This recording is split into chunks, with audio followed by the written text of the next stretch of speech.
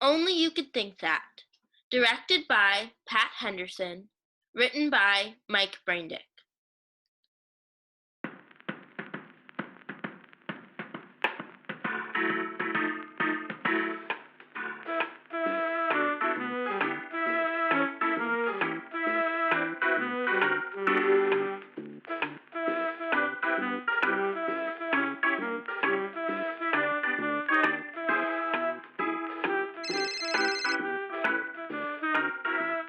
No, look, please, just cancel all of them for today, okay? Okay?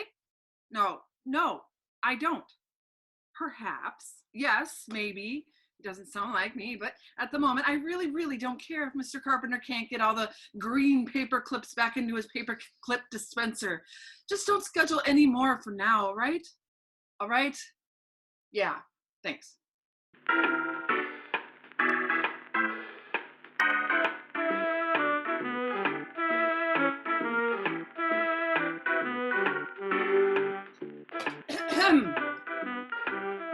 Penny for your thoughts?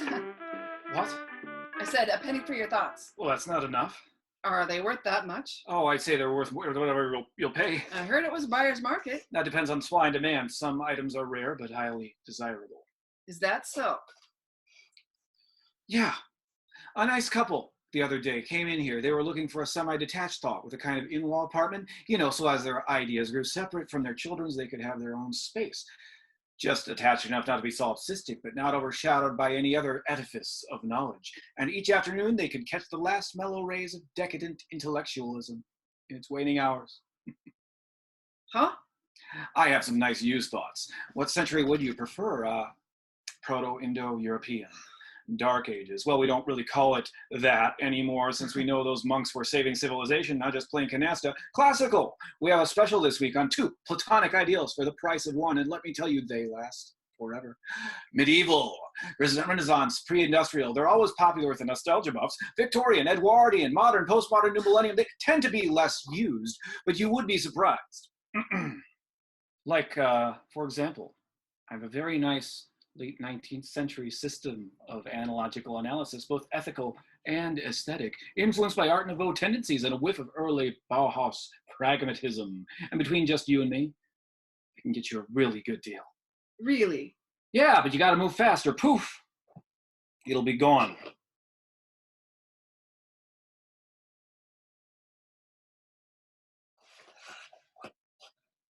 I don't get it. I don't either. Make a choice. World is your oyster.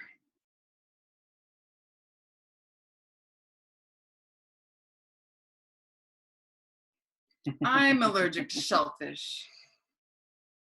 Damn. Look, an offer like this doesn't come your way every day. Think of it as an investment with maximum interest compounded over time. Really? Yes, to expand your mind, open up new horizons. Well, thanks. I do appreciate it, but Uh-huh. Yeah, But I don't think I'm interested anymore. I see. Are you sure? I was just trying to be polite. Oh, really? Funny how people these days think feigning interest in the most insulting manner possible is a form of politeness. I suppose you saw the sign on the window, "We recycle old theories here." Yes, but... And then you walk through the door of your own free will. That is, if you believe in that sort of thing. Sure I do, but... I wonder sometimes how a democracy can survive if no one believes in free will. That's a good question, I think, but I don't really... You read our menu. The Diogenes delicatessen sandwich. The Plato cheese plate served with cave-age camembert. I thought it was all a joke. The Socrates soda. Once you drink it, you're bound to question your own motives forever. But a joke! A joke! Would you go to a pizza parlor for Mugu Kai Pan? Well, maybe if it was raining outside like today and I missed the bus and... You sure did. Look, I just wanted a hot cup of coffee. Yeah. Uh-huh, whatever you say. Could I just have some coffee, please? No milk, a little sugar. No, I don't think so. I'd settle for a takeaway container, styrofoam, small, without a lid. So sorry. How about an espresso to go in a Dixie cup? Why not? I reserve the right not to serve any customers I wish. Customers? What customers? I don't see anyone else in here but me. Well, that's only because we only just opened last Saturday. Oh, really? And how many customers have you had since then? It's been very busy. I didn't have time to count. How many exactly? 7.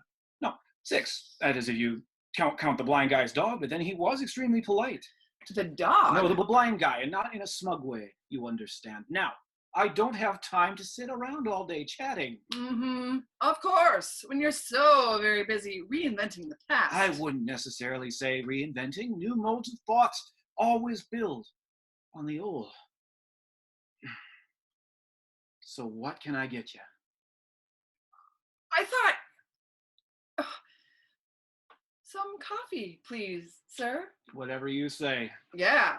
Customer is always right. I beg your pardon? You know, an old saying. You're supposed to meet people's needs. The customer is always right. I've never heard that one before. Big surprise. Look, if you can't stand the heat of the dialectic, don't come into the philosopher's kitchen, you know what I mean? I'm starting to. Good. Here is your contrarian coffee, lightly sweetened, no milk. Not even by the milk of human kindness? Thanks. Hello? What? Yes, I know. Yeah, perhaps it is best if you just move on. Like elsewhere? Sure. If that's what you really want, I wouldn't. No, of course. I could never hate you. Yes, I am very sorry too. No need to call back again. Yeah, I suppose this is. Goodbye. Sad when relationships break up.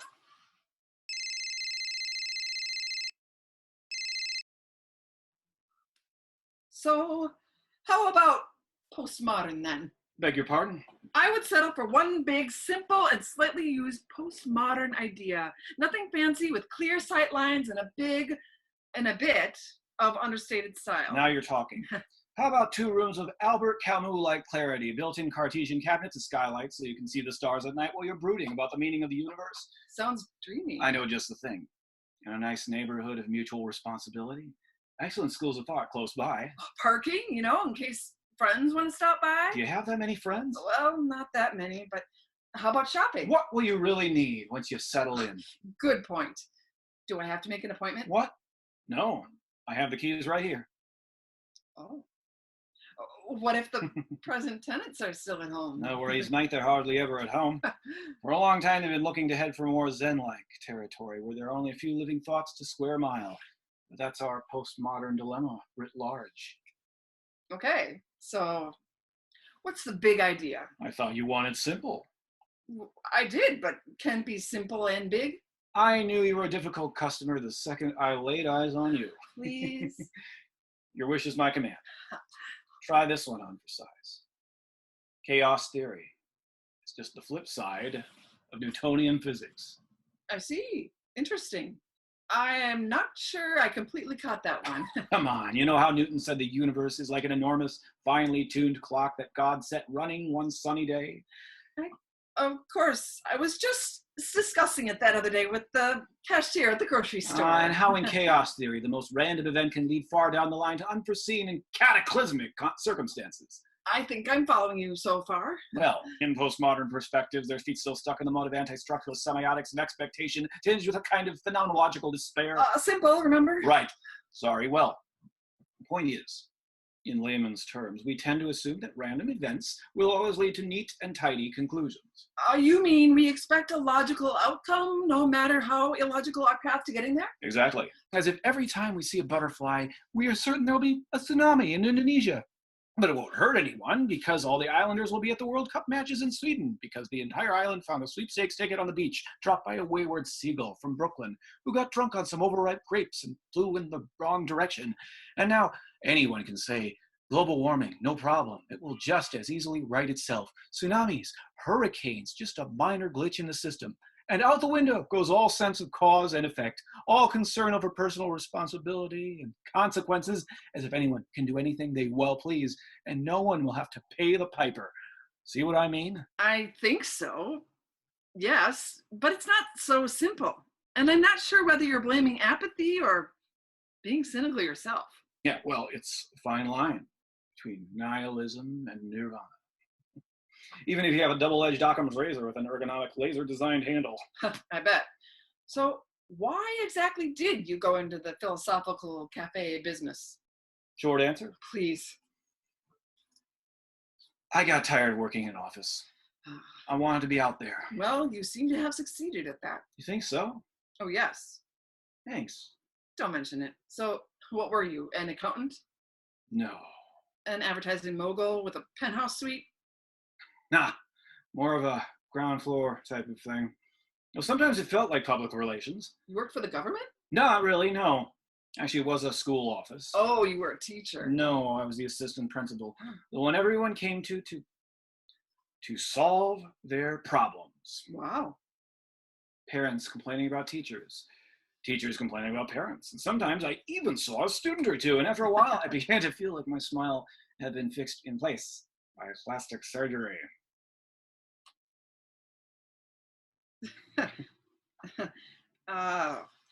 What kind of school was it? Oh, run-of-the-mill progressive kind of school, child-centered, holistic, best practices for a worst-case scenario world. Our mission statement was, we make the future happen. That sounds great. You would think so, wouldn't you? We were just down the street from a couple of charter schools, a school for olfactory education, where the kids learn the science of smells. What do they do with that? Well, most go into the culinary arts. Some become perfume manufacturers, some go into waste management, though I'm not sure why. And next door to that is the anti-progressive school of self-discipline management.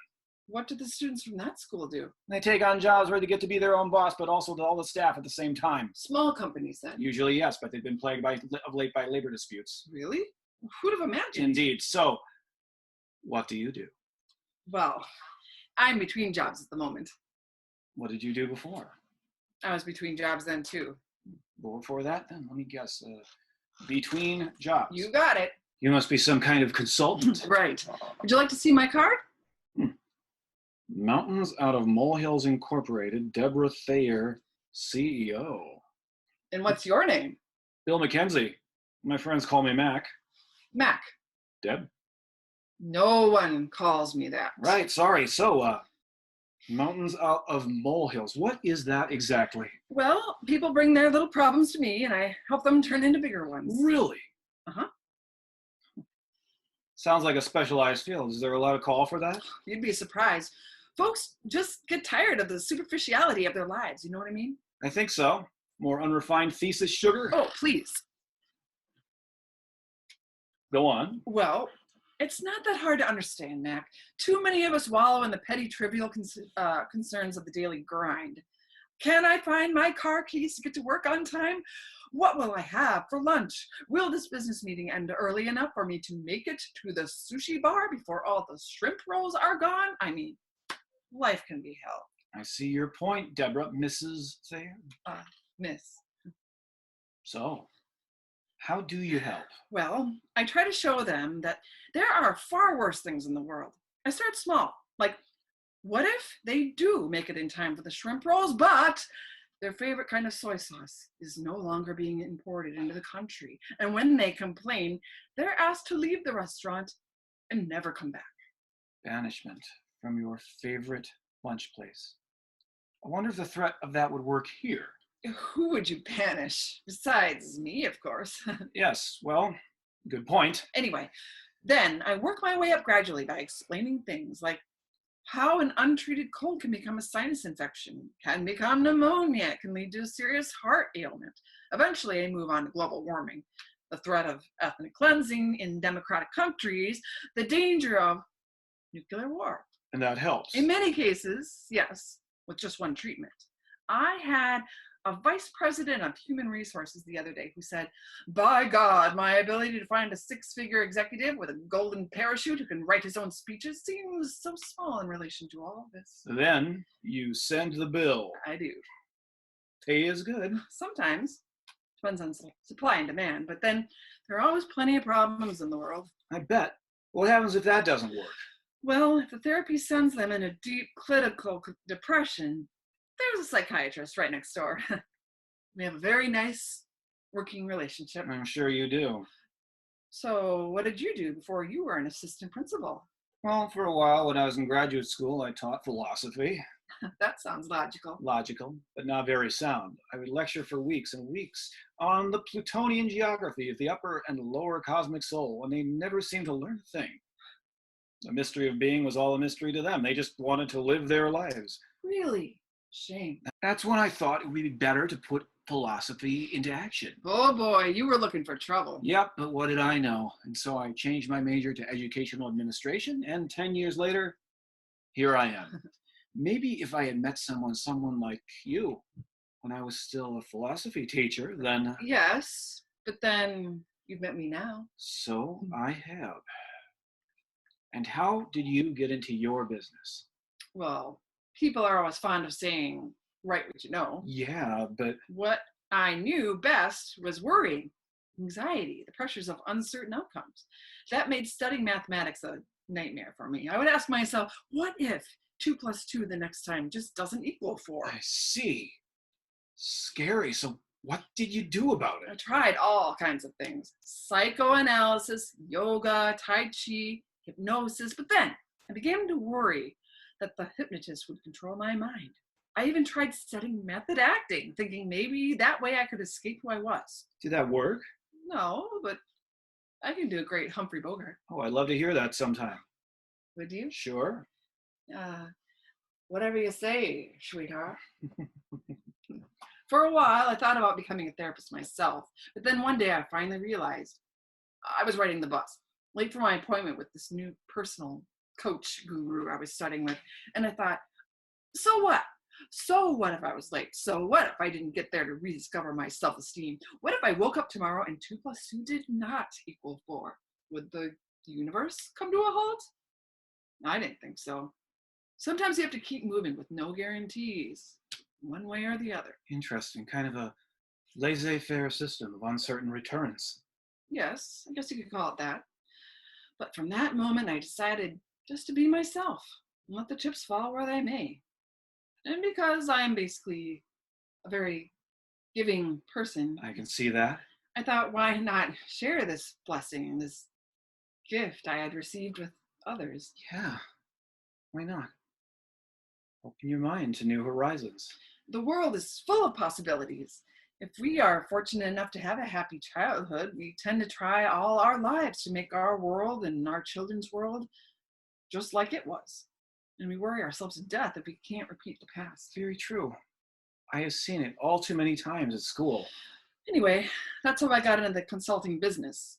A few friends said, maybe you should write a book or open a storefront. So I decided to give it a try. That was 5 years ago, and I haven't looked back. That is, until today. Oh, really? What happened today? It's hard to explain. I had just finished a first session with a man who gets very upset because the inside buttons on his pants are never sewn on tight enough, and I was riding the bus. The same line as when I had my epiphany. And I was brainstorming ideas how to help him, things like showing him how his hems could unravel if he pulled a single thread, to how if he washed them in the wrong temperature, they might shrink altogether. When all of a sudden, it hit me. Isn't there more to life than making small problems into bigger ones so people can put things in perspective? Isn't there more? And isn't there more to who I am? Sounds like you're having an existential dilemma. Do you think? All this time, I've been trying to apply a kind of reverse chaos theory to show people that although terrible scenarios can evolve from simple events, the reverse is also possible. Like, what if Hitler had been accepted after all to art school, or Joseph Stalin had been run over by a double-decker tram while he was in the Doss house in Whitechapel? The unexpected does not always lead to disaster. But the truth is, good karma or bad, luck, fortune, or the whims of the gods doesn't matter. The worst thing is to live without hope.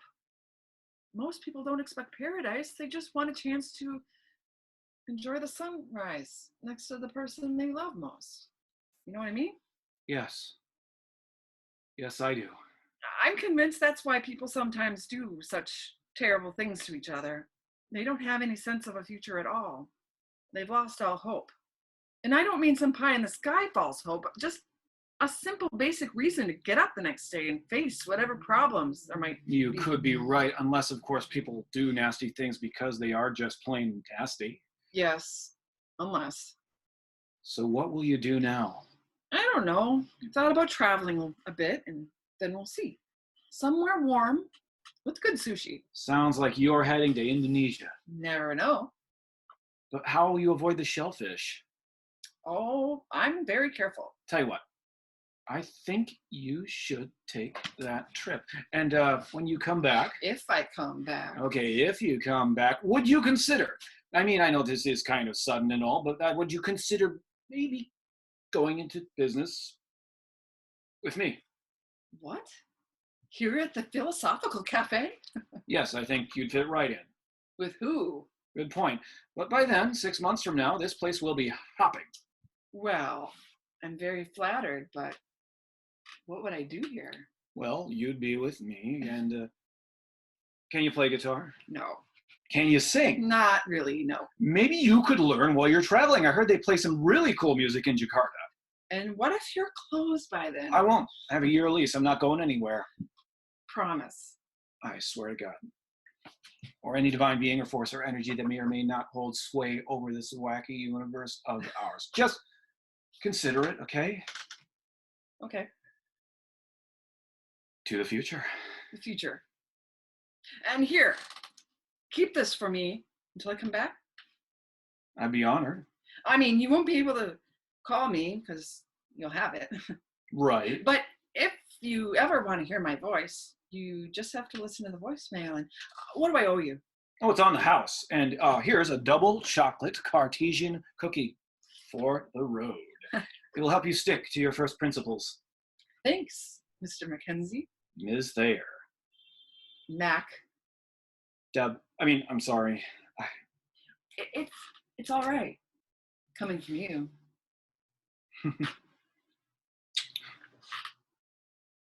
Feel like I was just touched by a butterfly's wing.